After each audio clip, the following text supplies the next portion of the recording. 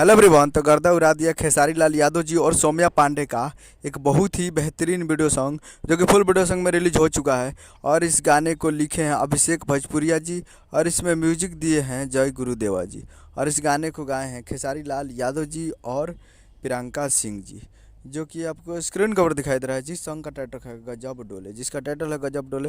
और वीडियो में खेसारी लाल यादव जी और सौम्या पांडे जी, फिट में है सौम्या पांडे जी। और ये बहुत ही बेहतरीन वीडियो सॉन्ग है।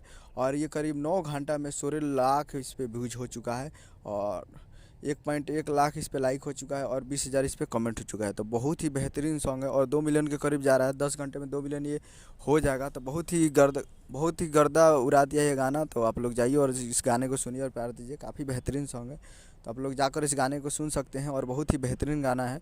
और अभिषेक भोजपुरिया जी लिखे हैं और गाए हैं खेसारी लाल यादव जी और प्रियंका सिंह जी। तो आप लोग जाइए और इस गाने को सुनिए और प्यार दीजिए। काफ़ी बेहतरीन सॉन्ग है। तो जाकर आप देख सकते हैं टी सीरीज हमारे भोजपुरी यूट्यूब चैनल पे, टी सीरीज हमारे भोजपुरी यूट्यूब चैनल पे जाइए और फुल वीडियो सॉन्ग को देखिए और प्यार दीजिए।